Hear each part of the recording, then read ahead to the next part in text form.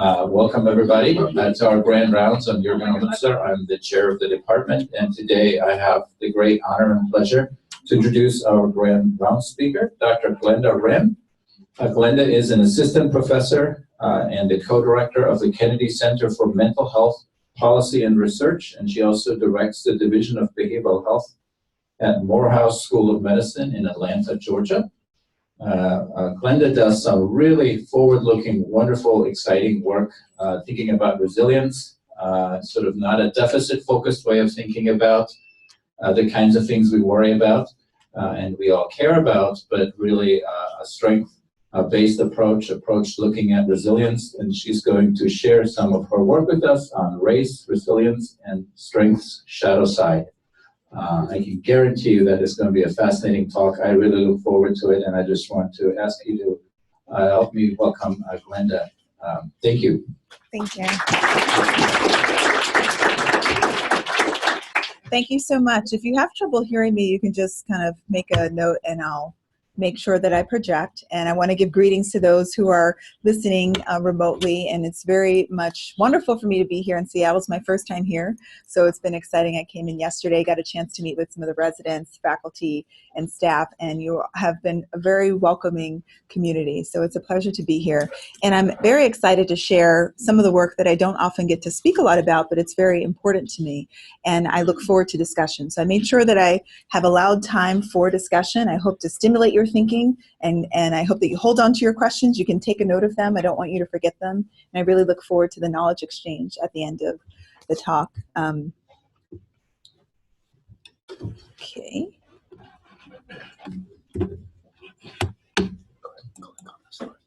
This one? Okay.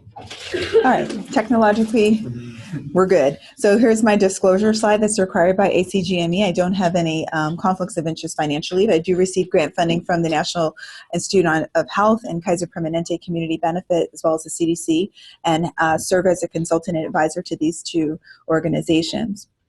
By the end of our time today, I hope that you will leave here with a better understanding about ways that you might think about applying a resilience framework to address the health disparities that you care about. So I've come here to share about the things that I spend a lot of time working on, but I know that you're also doing work and that your community and your concerns might be different. So I would encourage you to try to think about, as I present ideas to you, how that might apply to the work that you're doing, the communities and individuals that you care most about. What I will share is some existing and also emerging research on help seeking among African American women in particular with clinically significant post-traumatic stress disorder, and how that work was important in helping us to understand that concept of the shadow side of strength, and how strength can both serve as a positive factor, but also maybe a barrier when it comes to engaging our existing treatment enterprise. And then finally, share with you some promising approaches to fostering resilience, as well as pointing out some important gaps in the research related to resilience interventions. For those of you that are thinking about making a research career in this topical area, there are a lot of gaps that need to be filled. So the first question in many of your minds might be, resilience to what?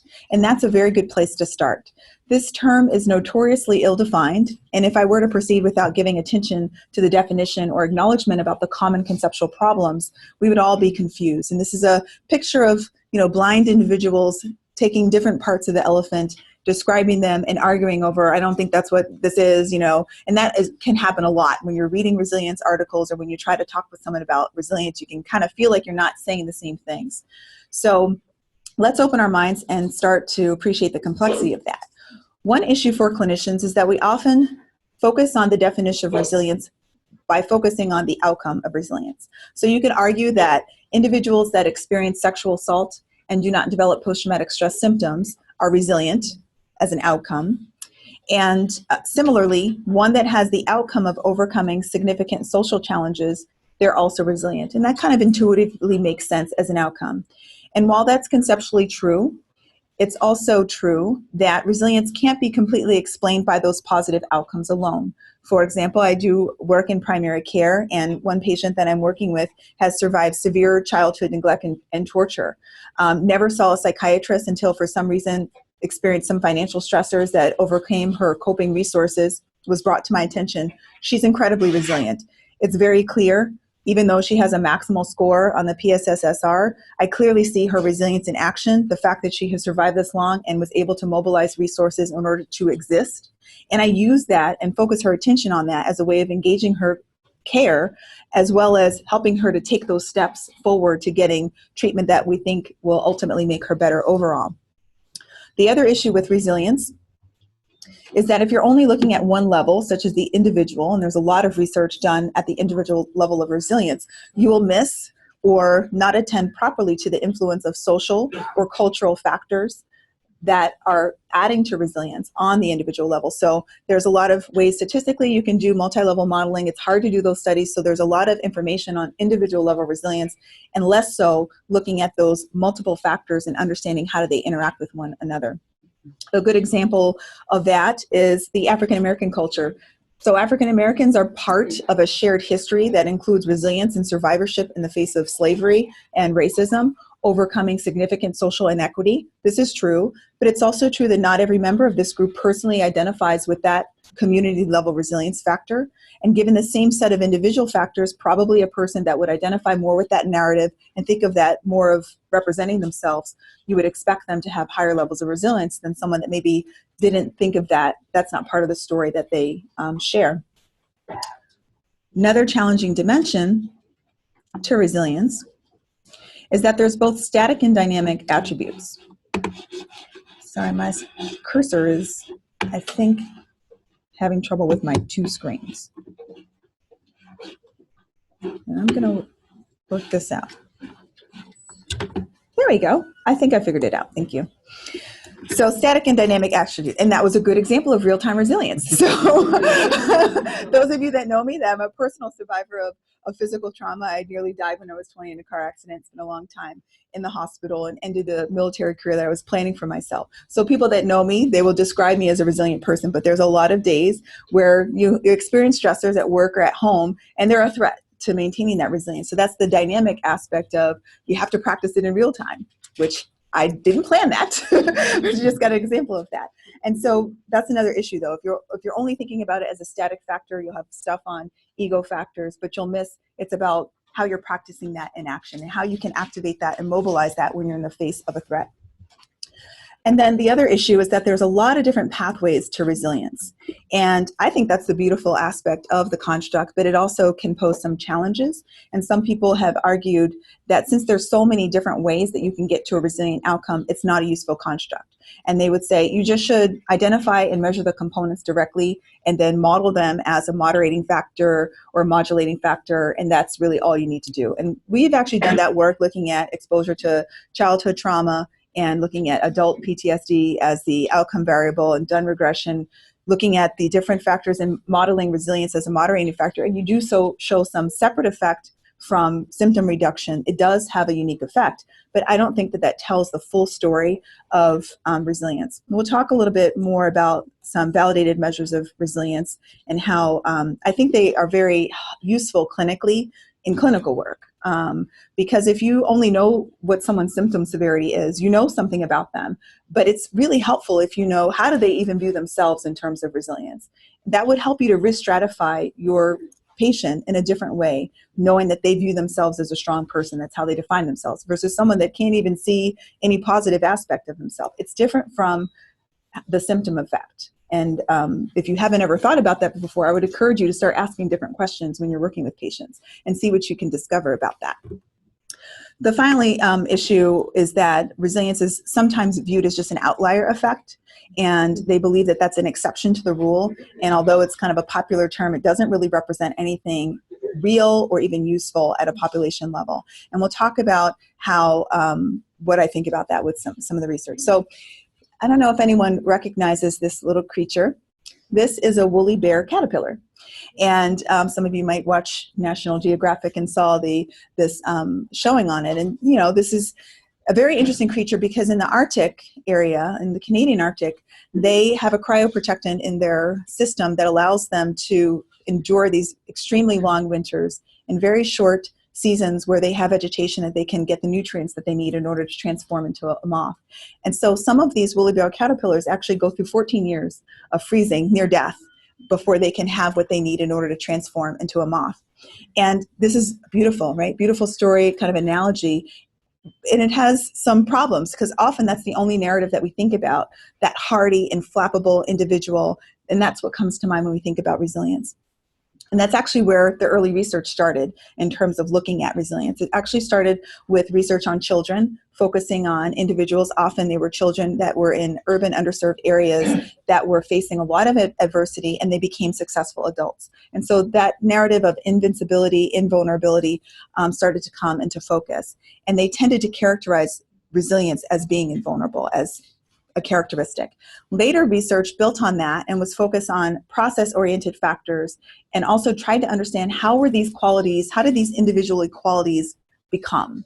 How does a person become that type of individual? So it's getting a little closer to looking at the process, not just the outcome.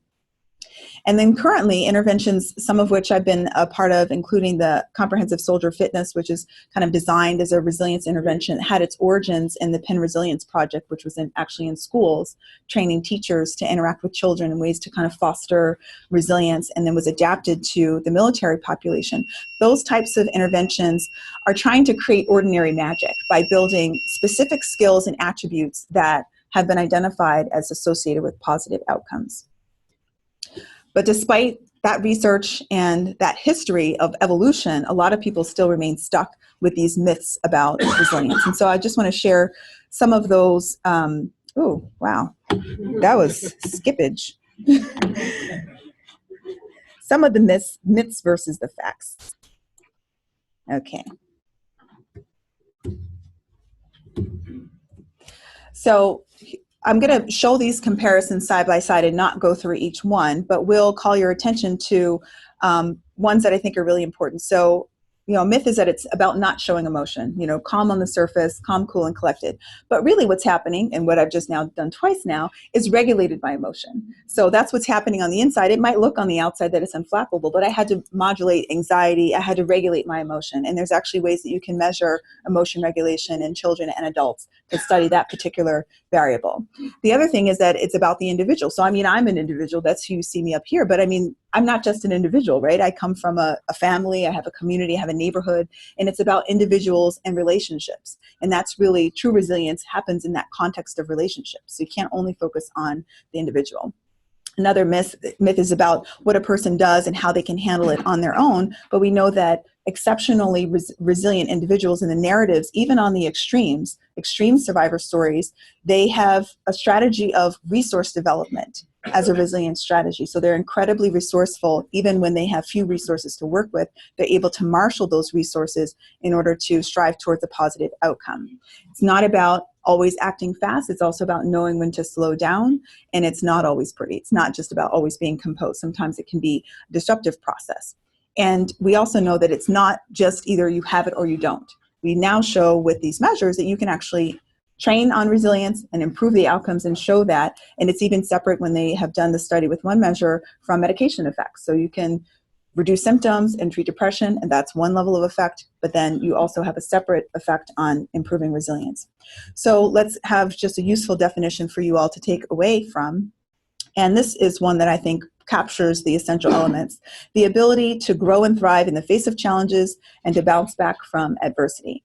And it can be enhanced when individuals, through a set of core competencies, are able to maintain mental toughness, optimal performance, goal-directed action, and goal achievement. And I'll come back to goal-directed action when I talk about some of the intervention work that we are working on.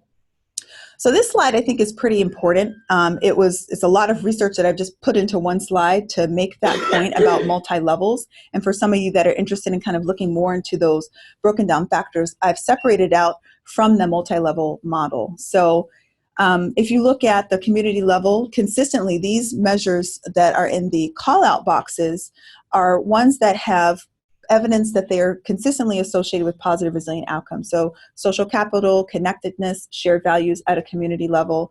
At the social unit level, if you have a social unit that has a stigma reducing quality to it, that's consistently associated with a positive outcome. Role modeling, we wrote some work. One of my earlier chapters, I was trying to understand this and hanging out with a lot of psychoanalysts. And we wrote a chapter looking at kind of these prototypes of Christopher Reeve, Stephen Hawking, Michael J. Fox as kind of exemplars of what one would think about as the resilient individual. And I read their personal memoirs and narratives that were publicly available and thought about this with a bunch of people that really had a lot of other skill set and thought than I did. And what we found was this concept of a tutor of resilience, and that it often wasn't, you kind of just needed one. And they all had some kind of role modeling in their past life that helped them to be able to have that development into an individual that could face unexpected adversity and still maintain that, what you would think about as a resilient outcome. And then at the family level, we know that family cohesion is important, although in terms of social organization, it's also important to have kind of flexible boundaries. So you don't want to have such a closed family that no new ideas can get in and out, because if one of them doesn't fit into that mold, that's going to become a threat to resilience. And then communication, there are different communication styles that have been associated with positive outcomes. And then, like I said, a great body of work on the individual level looking at individual factors. And one that I do want to spend some time sharing with you is the work of positive psychology, and Marty Seligman and Chris Peterson have done a lot of work. And in fact, at one of the American Psychological Association meetings, he basically invented the field of positive psychology, saying, and Dr. Seligman did the original basic science work on learned helplessness. So he was definitely not looking at the positive aspect of life for much of his career. And then he said, we should give equal attention to understanding the positive dimensions of psychological function scientifically with that same level of rigor to try to understand the full breadth and depth of human experience. And so one of the products of that work is their work on values in action, which is different from just an individual characteristic of a character trait or strength. It's about how much you're actually applying those skills. That's why it's called values in action. And they have operationalized this. And if you go to AuthenticHappiness.org, you can complete, it sounds intimidating because it's 270 questions, but it really doesn't take that long to answer. And you can identify what are your top 5 signature strengths. And they've done research to show that when you're using your signature strengths, you're going to be better at problem solving. It's you at your best. And they have incorporated that into the comprehensive soldier fitness training to help people know what their signature strengths are, use that to solve problems. And I've done this in workshops. I do this with peers and colleagues. It's a really fun exercise to have people figure it out. And I actually, in my office, I have my teams.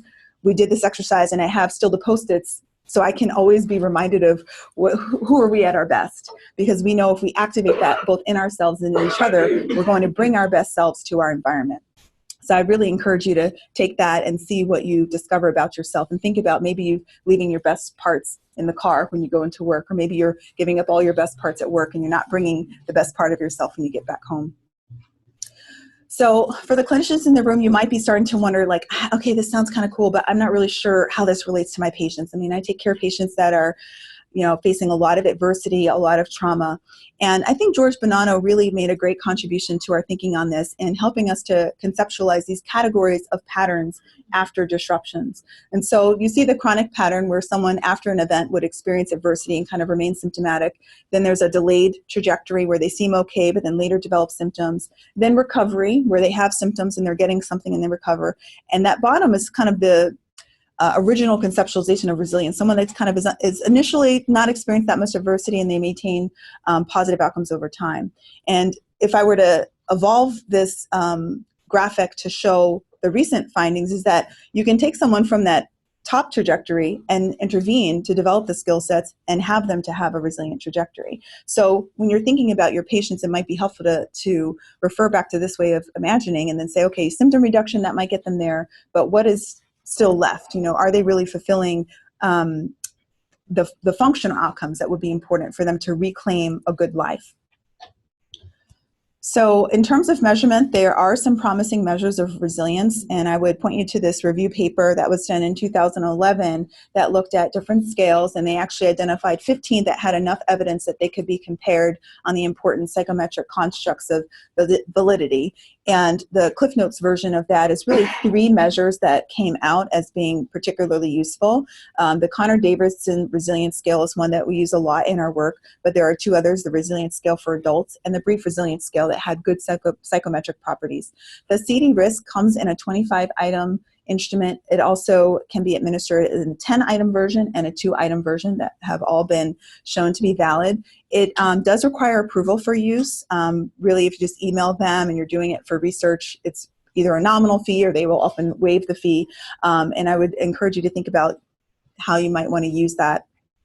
These scales, the challenge is that they do often focus on individual level and orientation, and that's still where the field needs to grow. So where do I think there are important gaps? It's a popular term. People intuitively connect with it, but it still struggles from the lack of precision in definition of the terms. And one thing that we're really hoping to develop is the biological basis for resilience, and really trying to connect it to the basic science and grounding it in neuroscience, so that we're not trying to figure it out after the fact, but trying to learn together and partner with our basic science colleagues to try to see, okay, maybe we have identified the phenotype of resilience in terms of an outcome or a process. How are we going to also collect the right amount of data so that we can do that translational research to also learn what's happening at a neurobiological level? It's still a challenge in terms of separating out resilience building versus treatment effects, and you can imagine that that's hard to do even in your own mind, and can be even challenging from a data analysis perspective. And we really are just not where we could be in terms of multidimensional inquiry. And, you know, as a psychiatrist, I think we really should work to partner outside of our discipline into other social science fields, and partner with colleagues that, you know, are doing that high-level social science research, that are more comfortable with that level of thinking and analysis, even though you might just be interested in just the individual level from the clinical perspective. Partnerships is a good way to expand your thinking. And the RDoC framework, for those of you that are familiar with that, is a good advancement in encouraging that capacity to do translational work. So that's kind of the primer. Now we're all on the same page in terms of how I like to think about resilience, and maybe you've already had some questions. And much of my thinking happened when I was in residency, and also as a clinical scholar at the University of Pennsylvania. But in 2011, I moved to Atlanta and to work with the former Surgeon General, Dr. Satcher, on some mental health issues that were facing Georgia. It's been very exciting. And you might notice that Georgia is located in the southeast, and you may have recognized this area as being located within what's called the Bible Belt. Some of you may have heard that term described in this area. But there's some other reputations that's known for this area in HHS Reason 4. It's known as the infant mortality belt, the stroke belt, the obesity belt, and a lot of worse attributes. Demographically, it's pretty significant. Basically, half of the U.S. African American population lives in the Southeast. So I think there's something pretty powerful with the fact that this disparity belt happens to be located in this part of the country, which you know, has all kinds of implications in terms of trying to separate out what is true from like a mental health medical model perspective, what is true from a historical impact of structural inequities that persist, and this just is a terrible legacy and the price that we've paid for that. And then how should we be thinking about solutions if we truly want to apply something like resilience to a population that's facing this much disparity? What would that even look like? So as we're shifting to that focus, it's important to get on the same page about what I mean by disparity. So there's a lot of definitions. The Institute of Medicine talked about unequal treatment and really specified these are differences that are not associated to access-related factors or clinical needs preferences or the appropriateness of the intervention. And the CDC has a nice way of thinking about mental health disparities. So it's a disparity in attention that certain conditions that are, you know, a mental health condition is not giving equal attention to other medical conditions of equal magnitude. Differences in health outcomes for individuals that are experiencing mental health challenges compared to those that have medical challenges, and differences in access and quality to mental health care within populations that are experiencing the same condition. For those of you that aren't familiar with the allegory, The Gardener's Tale by Dr. Kamara Jones, who's now the APHA president this year, I really would encourage you to look at her TED Talk. She has done a great job of helping us to have a productive conversation of looking at the impact of racism on health, and as a social epidemiologist has done amazing research. But what I think is helpful that I wanted to share with you today is her definition of racism, which is a system of structuring opportunity and assigning value based on the social interpretation of phenotype or how one looks. And this puts some communities and individuals at an unfair disadvantage and other individuals and communities at an unfair advantage. It hurts all of us through sapping the strength of the whole society through the waste of human resources. I think that's a very powerful and useful definition, and I I think that we can't ignore that. We have to kind of acknowledge that, not pretend that it's not there, and think about how are we going to capture that and identify that as a separate effect from the pathophysiology of the diseases that we're working on. So health equity, I have a definition here of a goal. And the school that I come from has its whole mission is to lead in the advancement and creation of health equity. And our definition is having each person having the opportunity to achieve their optimal health outcomes so that no one is disadvantaged because of their social position or other socially determined circumstance.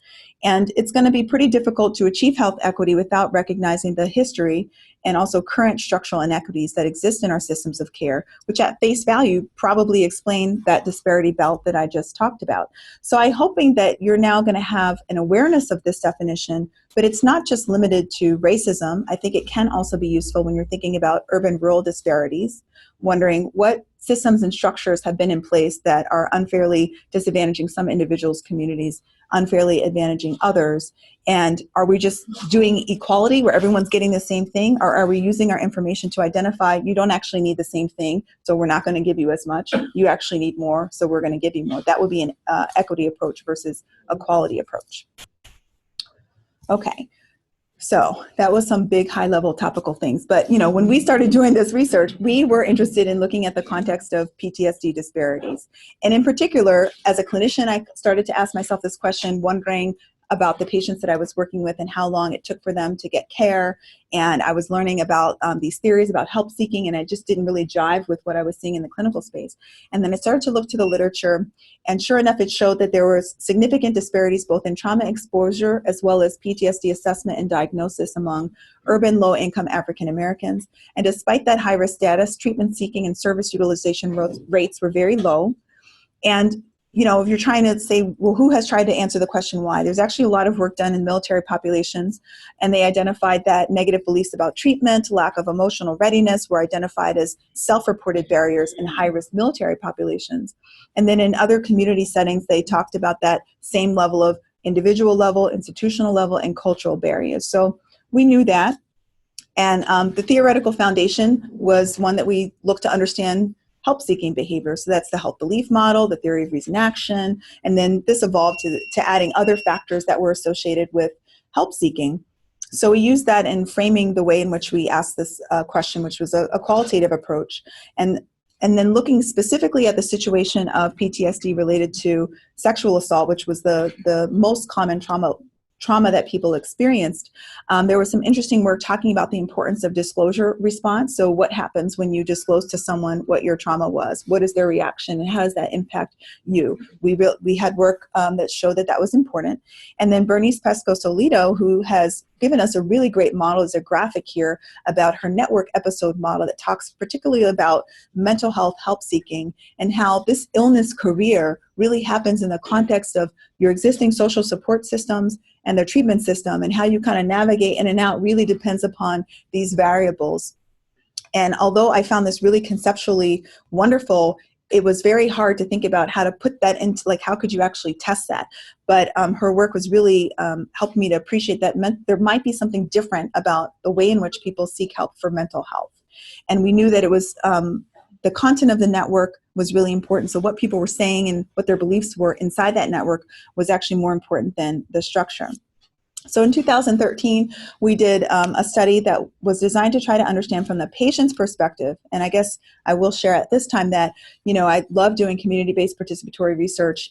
It's a fabulous methodology, and really was very intuitive to me to kind of start asking my questions by engaging the people that I hope to help with that first phase. And so I was really benefited by being mentored by medical anthropologists and sociologists that helped to give me the methodology and tools for doing that. The clinical training helped a lot, but then, you know, it's not doing clinical work. So learning that methodology was really wonderful. So we designed this study to try to understand from the patient's perspective when are external resources in managing post-traumatic symptoms sought. So that's a timing issue. What are the internal and external factors that affect resource utilization, and what people are kind of thinking about might help? And then we hope to develop a decision-making framework that somehow would incorporate these timing and decision factors. And, you know, I'm not discounting men, except that this was the group that we were focused on. So I think we can have some discussion about how might this translate to other populations. So this is just a summary of the study context that we looked at. We did 45-minute semi-structured audio taped interviews, transcribed them, analyzed them. And what I have to show you here is, in qualitative research, you want to capture the information in a very intuitive way. And the structure behind that, we use an interview grid.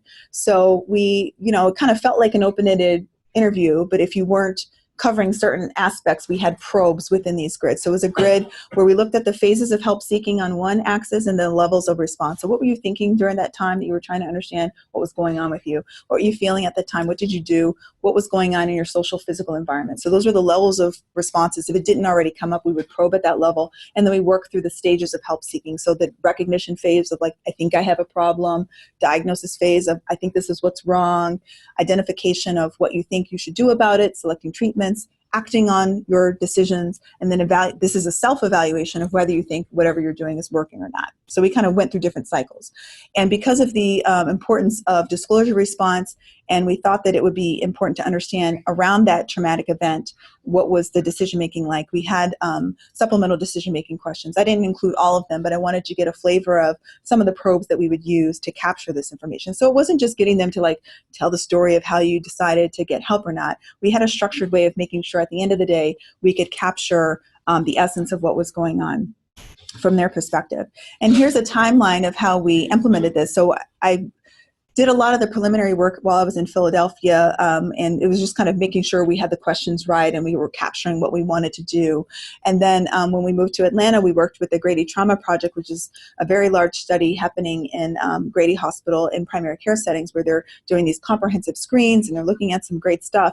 But so we had the quantitative data to identify what their PTSD severity was, and that's what we used to purposively sample from that group African American individuals that had clinically significant PTSD symptoms and then hadn't decided to get help. So the first group, I have it broken down because it was interesting. 3 of them had made a decision to seek help, but they hadn't acted on it. That's how they self-define themselves. And 4 of them had said they had decided not to seek help. And one of them decided not to seek help, but by the end of the interview, she said, I'm going to get help. I don't really know whether she actually got help afterwards, and that's definitely not the point of doing qualitative interview. You're not trying to change their way of thinking, but I think that actually might reflect the ambivalence, because I think that that's what we found, and a lot. We'll get to some of that data. And then we did 2 iterations. So we would do a set of key informant interviews. These were key informant interviews. We would analyze that data and then make sure we were getting a good understanding of our themes and do another round. And one of the ways in which you know that you kind of don't need to do any more is that you've reached saturation of the data, that you're not really getting any new ideas,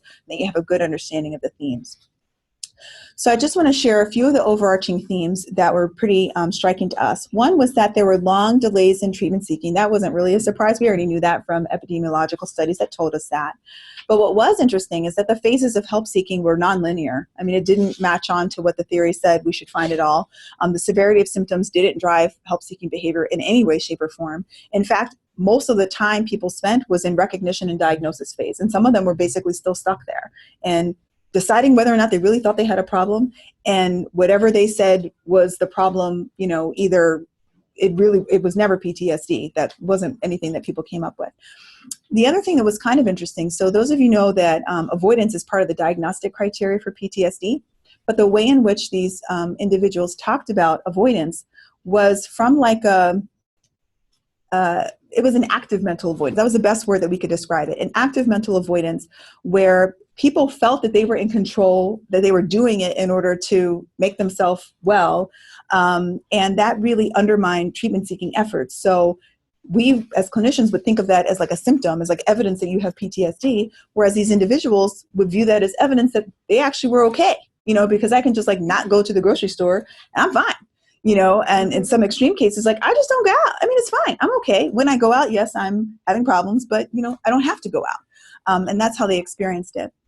And then disclosure response really did come up as something that had a profound impact on treatment seeking. And I have a slide that really demonstrates this from a subset of their respondents. So specifically, if their social context reinforced self-blame, like this was your fault, or beliefs that trauma was just something that you should handle on your own or take care of your own, even if they had an opportunity to get help, it was rejected. So they were still kind of struggling with that.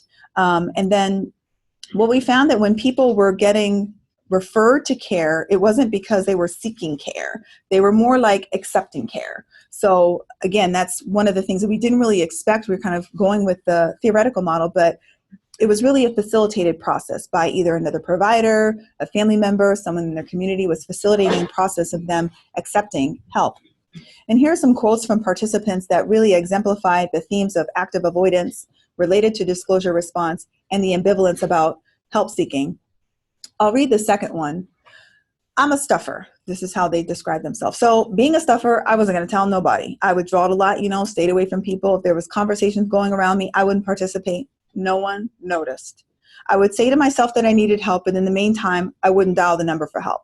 And this is the person that had very severe symptoms, and she would take the little cards when she would see them, and she would stuff them in her pocket, and sometimes think about calling them and wouldn't. It was a lot of this ambivalence, and this we found interview after interview.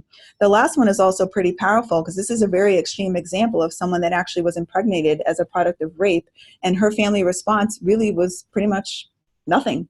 There was no response at all. She didn't get any kind of outreach or supportive call. It could be that maybe people didn't know what to do or what to say. But for her, she just felt like, I don't know, no one really cares to say anything. Maybe this isn't really a big deal. So it really kind of undermined her thought process of whether or not this was important. So then, we wondered, why might this matter so much, these disclosure response? And I think it goes back to the fact that participants described an internal decision-making process from their perspective, even though objectively, I'm thinking, you don't think that had anything to do with why you're deciding not to get help. They really didn't see it that way. So they identified these social influencers, but they weren't credited. And when they did decide to disclose, in their minds, it was very closely tied to the decision to seek help. So they weren't making that explicit, but in their minds, it was like, that I've never told anyone, but then I told someone because I was thinking about getting help, but then they had this other response. So now I'm back to where I was with that ambivalence. And I've talked with a few of you about this in terms of the fact that, people have ideas about their mental health and their mental life. Unlike maybe medical conditions where you're like, I have this pain. What is it? Oh, okay, you say I believe you, doc. Yeah, okay, I'll take the blood test. I'll take the medication to some extent. But in terms of the mind, people have an existing explanatory model that's at the surface and it's available to them. And that's when invoked when they're trying to understand PTSD symptoms. I think depression is pretty known. I think people can maybe come up with the language and the word for depression, but post-traumatic stress disorder is kind of unusual if you really think about it. And so it's not as easy for individuals to kind of come up with that as a problem. So I think that only in hindsight are people perceiving that there's an important influence from their environment. And this is kind of talks about this intermittent nature of distress really undermined the perceived need for treatment. I think that was something that tied to the active mental avoidance and then the experience of it's not always that bad. It's intermittent. And then some individuals, actually quite a few of them actually had this phenomenon where they were accepting their symptoms as equal to their trauma. So it wasn't even a question that was raised. They recognized that something really terrible had happened to them and they felt really terrible, and that kind of made sense. So it wasn't explored further. And so those that were really stuck in recognition phase, that was prominent. So here's a quote that that's an example of the intermittent nature of distress and how that feeds into indecisiveness. I never thought of it as a big problem or nothing, but I know something's wrong. I know I'm alert. I know I get paranoid, but I never thought of it as, a big problem. What I was really trying to do was come back to life. Because I'm thinking like, this is the past. Why are you still stuck in the past? Yeah, it had me paranoid, alert. I'll be very scared. I'll see someone walking late at night walking. I'll get very paranoid. So she's like kind of even in the response is going back and forth to recognizing her symptoms. But then she says, I just knew it was something wrong, but I don't know why I don't think it's such a problem. She, even within one sentence, she's going back and forth.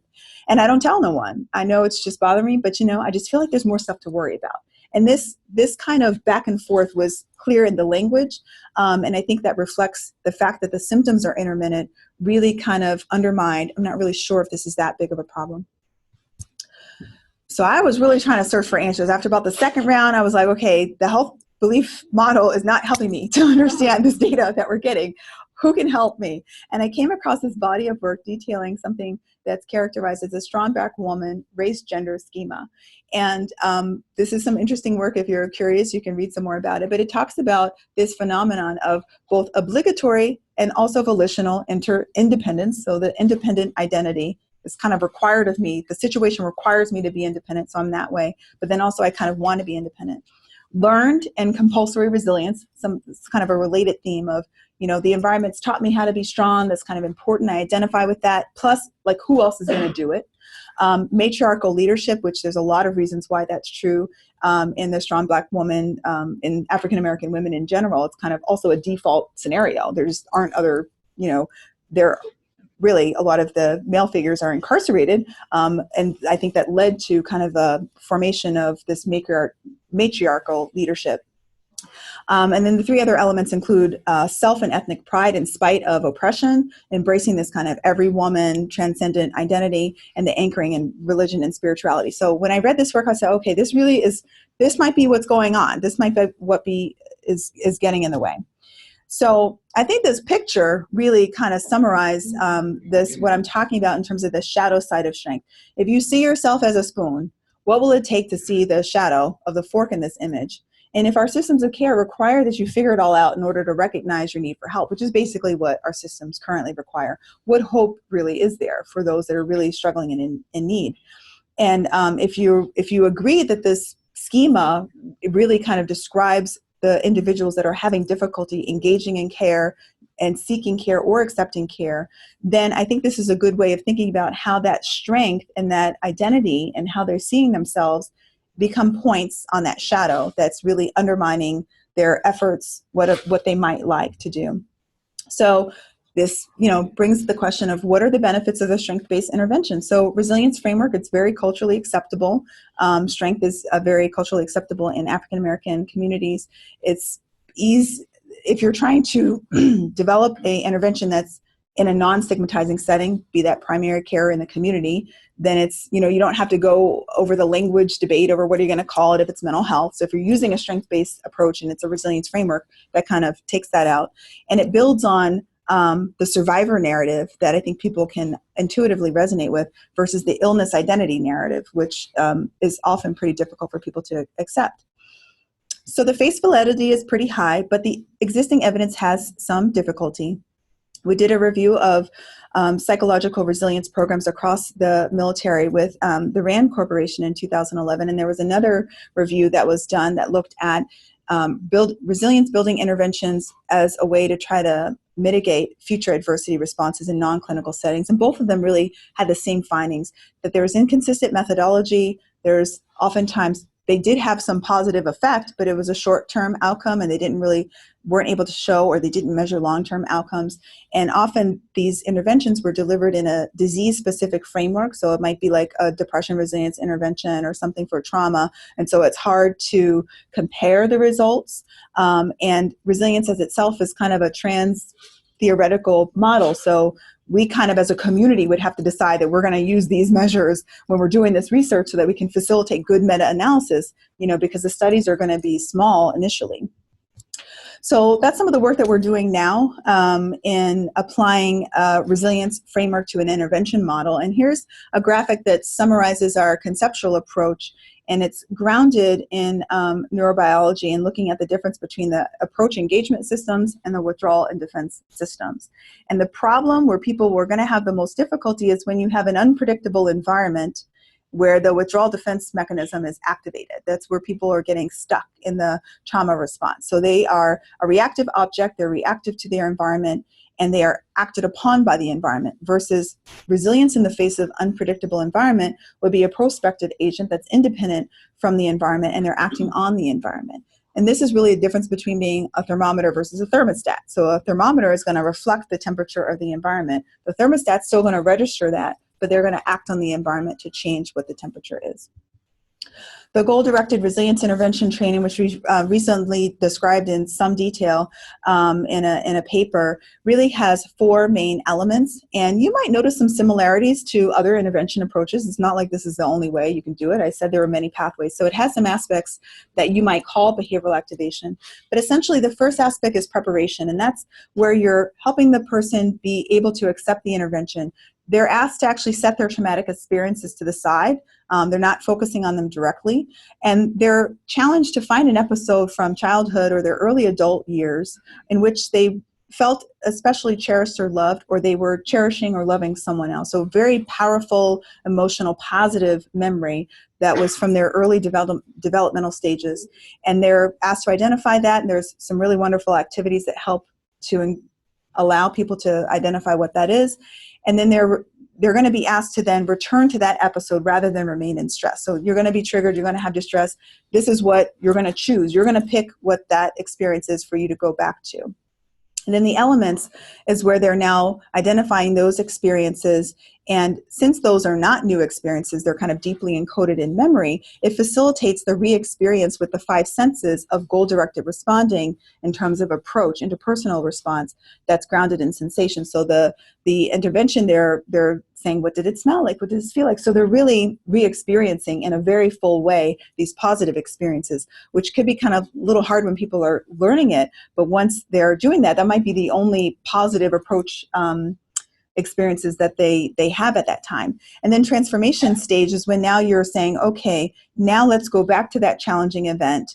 And those activities and the tools that you've learned are now survival tools. So when you're facing other challenges that are coming up in your future, you can transform those experiences. So it's building upon whatever coping that they were using to survive up to that point. They still have all of that got them this far, but you're really trying to focus on engaging the approach system and the engagement system, and kind of indirectly, I guess if you're thinking of it that way, dampening down the withdrawal and defense response. And at the end, they're asked to imagine, what is a good life? They define that for themselves. And how are you going to apply what you've learned to move towards goal-directed responses for your future challenges? And for some, that might mean getting into specialty-based treatment. For others, this level of engagement is something that they can really work with and start to build on those foundations. So what we're trying to do is strive for more than just a psychological intervention, but really try to create a biobehavioral model of resilience. So some of the things that we're planning are using the expected psychological measures in the Phoenix Toolkit, but also looking at fear physiology as a marker. And also sleep is really important. We're learning a lot about REM sleep and the importance of that in PTSD, both as a diagnostic tool and a predictive tool. And sleep actigraphy is a nice way that they have software that you can actually use that data to try to get at that before doing kind of lab-based sleep studies. But also, we're also trying to develop new measures in goal-directed engagement and action despite adversity, because there is a gap still in measurement on that specific skill of what are people actually doing and how are we measuring that and thinking about that as it relates to resilience. So I'm going to close, and hopefully we have questions. And, I'm not talking about the integrated care work, although I did talk a lot about it in 101. It was a big joke in our shop. But I was like, yeah, I'm going to the collaborative care homeland, and I am not talking about integrated care. But honestly, it really is amazing the work that you guys are doing here and the population that you serve and the potential to be able to, what you're doing already to improve access to disparity populations that are here and improving the quality is a gift to really the whole field. And I've had the pleasure of working with some of your distinguished faculty on policy efforts to try to advance things like measurement-based care, integration of behavioral health in primary care, and offering these interventions in primary care and community settings is a great contribution to eliminating health disparities. And I would encourage you all that are here to start looking at the data that you have to try to understand where these populations are you actually also closing the equity gap here. And then you might be doing great big data and RCTs, and that's awesome, but like have conversations, have some qualitative studies. I'm sure you have pilot programs that will allow you to come up with a small qualitative study to really get the voice of the individuals to see how is it impacting them. And so I'm looking forward to the future of our field and to the resilience field as well. I'm hopeful that our future will be a standard of where we're doing stepped care, where the patients are having choices, but they're also informed on the choices that they're making, and that we will have clear outcomes that will enable us to answer the questions that matter. And that our systems of care will evolve towards equity, that they will naturally evolve in that way. And I think it really can only happen if we are culturally centered, because that's really what we're trying to do in our field, is to help people become their best selves. And you can't ignore the impact of culture in that process. Is an essential element, and it's untapped. And we, I think, need to kind of take up that mantle. So asking people, what are you best at? Who are you at your best needs a part of that. And then our teams, we have to work within teams. I think you guys already recognize that, but also being accountable for the outcomes as partners, not as solely responsible for the outcome, but as partners. And I think if we can achieve that, then all of us will be in environments where we thrive. That's where I'm going to stop, and I hope that you have some questions.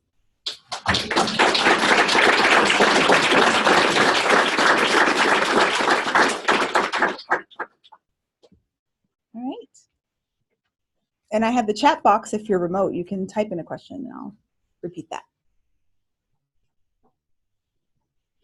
Yes. On your model of the intervention, Mm-hmm. I was, yeah, I can get that. No, a little one. This one? Yeah. Okay. Can you talk I'm not sure I completely understand the transformation part. Like, are the episodes, are the episodes from their past that they recall? The positive ones. Mm-hmm. So they use those memories to help in the context of difficult situations. Is that basic idea? Right. Yeah. And I think the hard part is the gap between what's proscribed in the intervention and how there's flexibility for people to make it their own and use it in the ways that's best for them. So, I mean, the whole thing is manualized, and there's activities that we require them to do, but then there's ones they get to choose from. So in the transformation stage is actually the one that's most flexible, and people deciding what are they going to do with that. So for some of them, just the process of going through the elements, being intentional and reminded of the fact that they actually have this as part of their past. We're not kind of giving them this hope for the future that's coming from this thing that we're making up. We've asked them to identify what from your past was like, you know, kind of a window of hope or a glimmer of light that you can focus on and maybe expand from that starting point. And it's very different in terms of how people move from there. So some people are like basically doing the opposite of imaginal exposure for PTSD. They're doing positive imaginal exposure. So that was, I think, what you first described was taking that positive memory and they're actually re-experiencing that intentionally when they feel triggered. And others of them are a little bit more abstract and just conceptually they kind of hold on to that memory of themselves and they use that to activate, you know, the things that they're not doing. So people that they're not reaching out to, steps that they're not taking in their life. So it is, we found that it's different in terms of how people actually implement the transformation stage. That's a good question. Anyone else? Yes. Can we have a copy of your slides? Yes, absolutely. I think the whole thing's going to be recorded and posted, and I'm sure we can get you a copy. What was the website for the questionnaire you had? AuthenticHappiness.org. And if you want to, is like the quick version of how you can replicate that training is like, say you have a team or a group and you have them go and do the questionnaire and you say, okay, when you come, bring your results. And the exercise that what we do is we'll have kind of like the Post-it boards around the room, and I'll have Post-it notes, and we'll have the 6 virtues on there, and then I'll usually write kind of creatively the specific character traits, because I think there's 23 total. And then I'll ask the team, we'll do a didactic about what this is and the research and more stuff like that. And then I'll ask them to go up and put their Post-its around on their character strength.